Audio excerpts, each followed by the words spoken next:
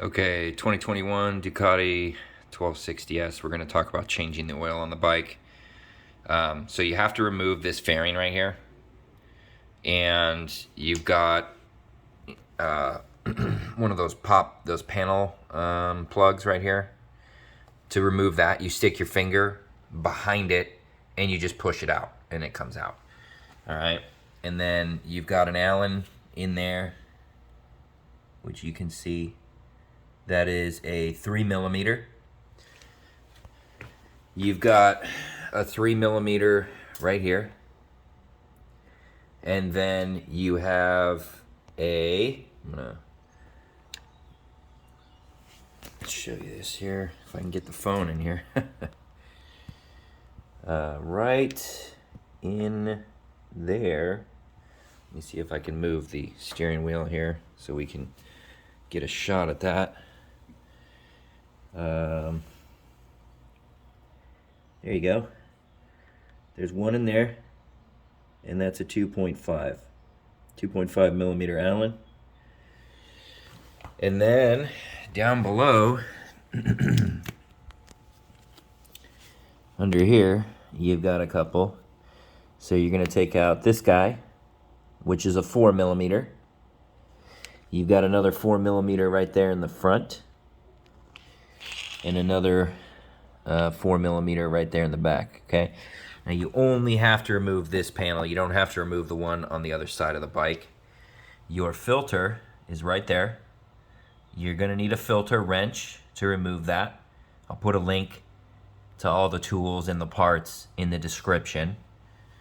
And then you have what they call an oil net filter that's right underneath this guy right here.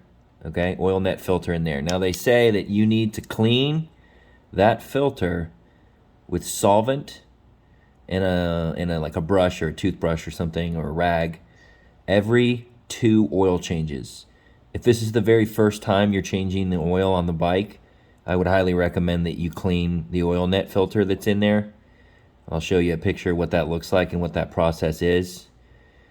And this is your drain plug right here, okay? And there's a crush washer behind this, and you'll need to put thread sealant, oil pan drain bolt thread sealant onto this as well. When you remove these bolts right here, you want to clean those up really good. Just make them as clean as you can, and then you're going to torque those back in to the spec. The torque bit is a T30 torque bit for the oil filter nut housing and the drain bolt. T30 TORX. Okay, and then this right here is a 5mm Allen. And then we have, what is this, an 8mm Allen, okay? So, on the top here, you have what's called the Oilway Blanking Plug. That's this guy right here, Oilway Blanking Plug. And this is a plug that you can use to siphon out oil from the bike if you've overfilled it, okay? So that's a 4mm. You can get your 4mm Allen in there, right? And then this is where this is the fill port, or the fill plug for the oil. That's an 8mm Allen, okay? But here's the kicker. The only way that you can get an Allen wrench into this port right here is if you remove this plastic cover, okay? So there's a whole bunch of, Allens on there, which I think are probably like 5 or 6mm Allens all around, and you have to remove this whole thing, the whole cover right here, in order to get a tool in here. The alternative is replace this fill plug here with a thumb screw plug, right? Like kind of like the Diavel, the Ducati V4S has, or the Panigale models that you can twist off with your fingers. If I find a part that will work there, I'll put it into the description of the video. Or you can go to the hardware store and you can buy yourself an 8mm Allen wrench like this, like, you know, just a cheap one, loose out of the drawer or something, you know, some cheap one. And you can cut it. So you can cut off a section, a short section of it. You can use a carbide cutting wheel to do that, or you can use a hacksaw to do that. You know, this is hardened steel, so if you use a hacksaw, you probably have to replace your hacksaw blade after you cut through this. And then you can simply insert that little piece, put a wrench on it, and you can turn it with a wrench, right? Like an open-end wrench or a ratcheting open-end wrench. You can do that. So, you know, this is a pain in the ass right here for sure, without a doubt. And let's take a look. So we will talk quickly. I have just a printout here that we'll look at, and I'll post I'll post all this stuff in the description of the video. This is your oil net filter that sits up in that housing. It has an O-ring at the top and an O-ring at the bottom. You know, the shop manual basically says, hey, just check the condition of these O-rings and make sure that they're in good condition. Clean them, clean the whole filter, and you'll probably want to use starting fluid to clean that filter. I talk about starting fluid. It's a pretty good product. I talk about it in a lot of my videos, but this you can use to blast the oil and debris and particles out of that filter. You can use compressed air. After you've cleaned all the oil on this thing and it's pretty legit clean, you can use compressed air to blast it out a little bit more. This thing catches a lot of, you know, microparticles and little pieces of metal shavings and stuff. I'll put the link to the O-ring parts. If you do need to replace your O-rings, I'll put those in the description. When you reinstall this particular piece, you want to make sure that these O-rings are well oiled. Just use engine oil to lube up these O-rings. This is the metal plate that you're going to put back up into place. And you're going to use Permatex Ultra Gray sealant on this plate. And you're going to seal the entirety of this plate and around, at least on the inner diameter and around where the bolts are going to go. And then you're going to need a tool to remove your oil filter and to reinstall it and torque it to the appropriate specification. Link to this in the description. Permatex oil plug sealant, okay, for the oil pan plug. The oil pan plug does have a crush washer. You will replace that crush washer every time you change your oil, but it's also recommended that you put on oil plug sealant. This is about 90 cents or 99 cents a packet. You can usually get this at any auto parts store. Again, the Permatex Ultra Gray, you can get at any auto parts store or on the internet. And, you know, I'll just show you some things here, which, again, will be in the description. 4 quarts of Shell Advanced 4T Ultra 15 weight 50 oil. The bike's capacity is 3.8 liters or exactly 4 quarts. Okay, that's the capacity, empty, dry. You do have an oil cooler in the front of the bike that is going to potentially retain some oil. So when you fill the bike up, it's not going to be exactly 4 quarts. You have to monitor how you're filling that bike and check it, right, when you get to that last quart. The Oilway Blanking Plug is 13 Newton meters of torque. And again, that's this plug right here, okay? The only time that you would need to take this off is if you want to pump oil out of the bike, but you can also pump oil out through here. But this does make it easier to pump the oil without removing this plastic. If you've overfilled it and you're like, crap, the next day you already put all this plastic back on, you're like, I gotta suck some out, use this guy instead of this guy to do that. Okay, so that's 13 Newton meters, and then your oil pan drain plug is 18 Newton meters. Again, on the plug, you're gonna use the Permatex sealant. The crush washer, if you buy an oil change kit from like Ducati Omaha or AMS Ducati or Amazon or something like that, usually includes the crush washer for the drain plug bolt. So you get that. This is the OEM filter. When you have the new filter and you're about to install it, grab a quart of your oil, fill up the filter with oil, to the top as much as you can without spilling. And then you want to oil the O-ring. There's an O-ring gasket on that filter. You want to oil that, and then you're going to torque down to 10 Newton meters. So you're going to put your torque wrench onto the filter wrench and torque it down to 10 Newton meters. This is the part number for the oil net filter, but that's a reusable oil net filter. If it's damaged, if it's torn, if you break it, then here's the part number for that. And then the top O-ring on the oil net filter and the bottom O-ring part numbers. And this is, you know, the filter plate, right? You want to use the liquid gasket, and you're going to tighten all 4 of those T30 TORX bolts to 10 Newton meters. Those are the 4 bolts that go into this plate, okay? 10 Newton meters.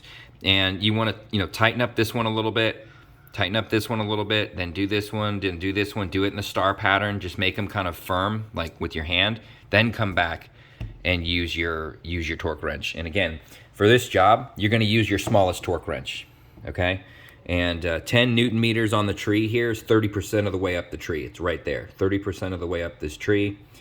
You cannot use a mid-size or large torque wrench for this job because these torque specs are fairly low on the scale. So the procedure for changing the oil. Warm the bike up, start the bike, let it run, warm it up. Engine needs to be hot, okay? Let the engine get up to operating temperature, turn the bike off, wait 5 to 10 minutes for the oil to drain back down into the pan.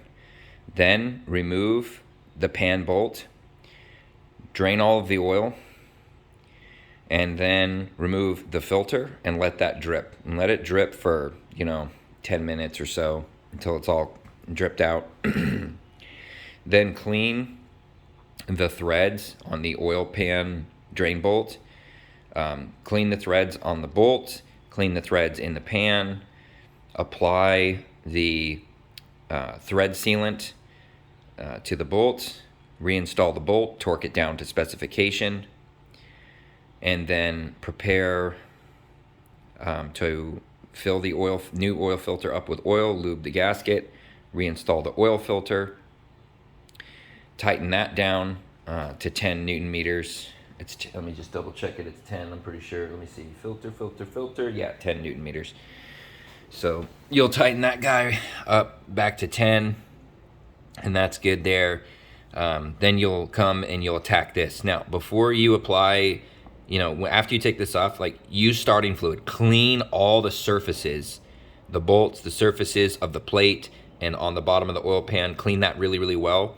Then, you know, you'll apply the Permatex gasket to the plate, not to the pan, but to the plate, and then install the plate.